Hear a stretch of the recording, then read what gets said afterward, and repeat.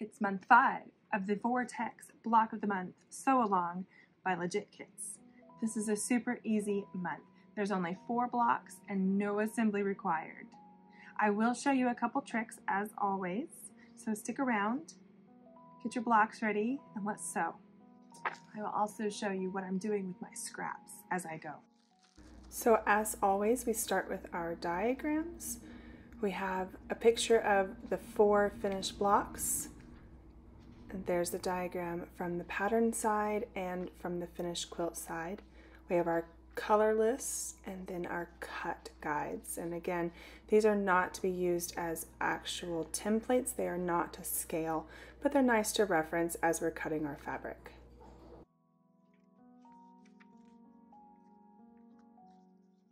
So I'm going to use the same process I have been using and just pull from the top of the stack.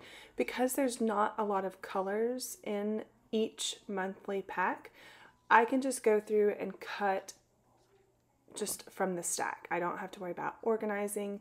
I don't really have to worry about keeping track of a lot. I'm just going to cut my colors as they come off the stack, and I can use the cut guide to ensure that I'm cutting everything I need from that one piece of fabric.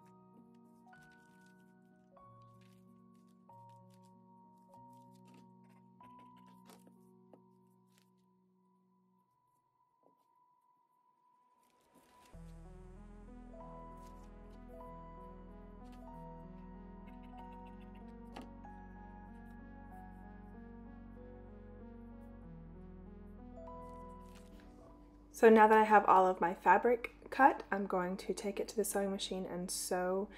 Again, just like we've always done in numerical order, number 1 is already pinned to the back of my pattern and number 2 is next on the stack. And then I'll fold back on the sewing line and make my creases and use that to mark where I put my pattern on top of the fabric. So this is the same process. I'm going to just sew these all up, and you can watch at a little bit faster speed, and then I'll show you what I'm doing with my scraps and how I'm using all of my leftover fabric to make something very special.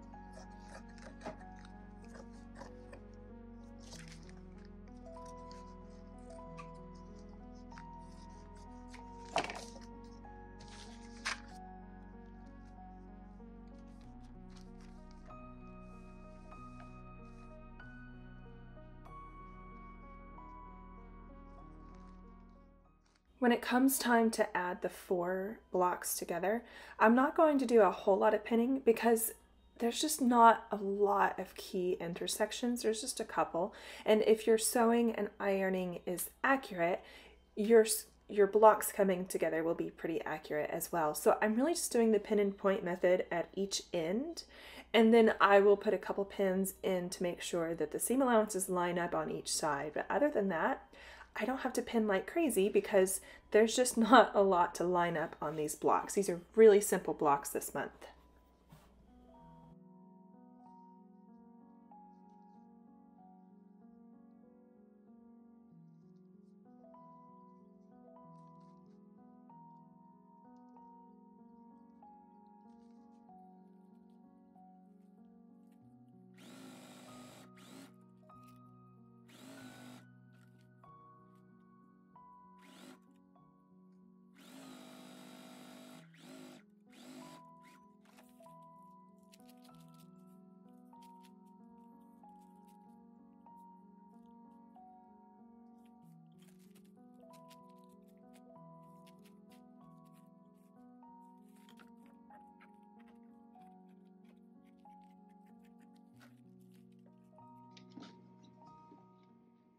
So here's what I'm doing with all of the scraps that I have from my blocks so far. I need to make some scrappy blocks to use as the quilt dress. So if you missed it, I have my whole quilt dress process recorded and posted, but this is what I did because I technically used one of the Vortex quilts that I made to make the front and back panels of the dress. And then I needed more sections, more blocks to make the side panels.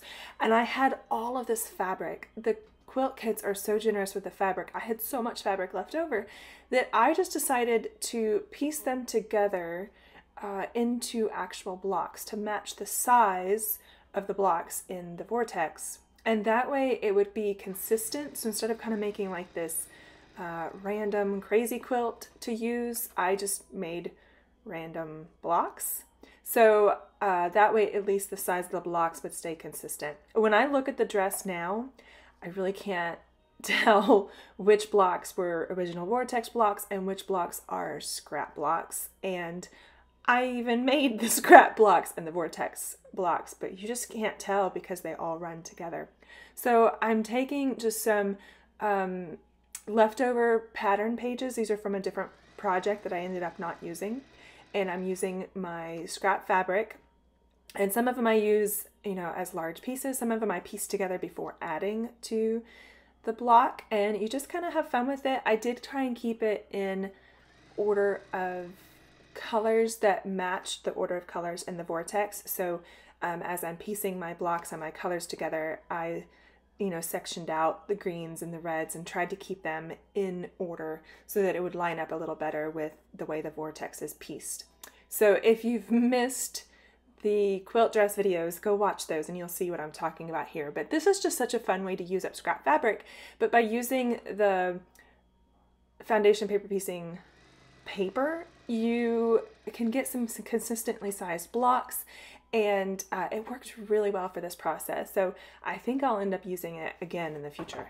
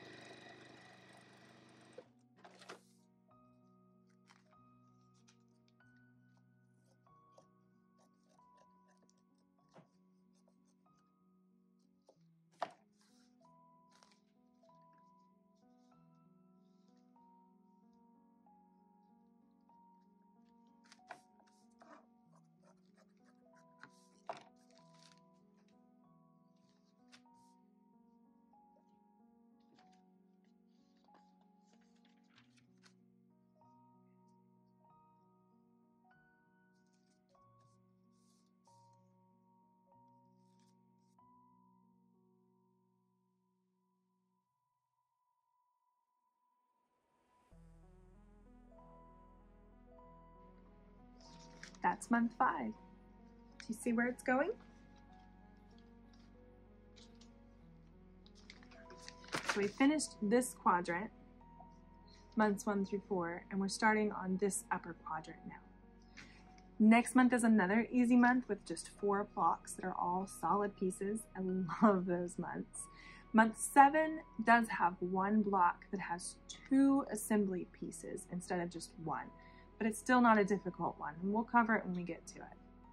I'll see you next month.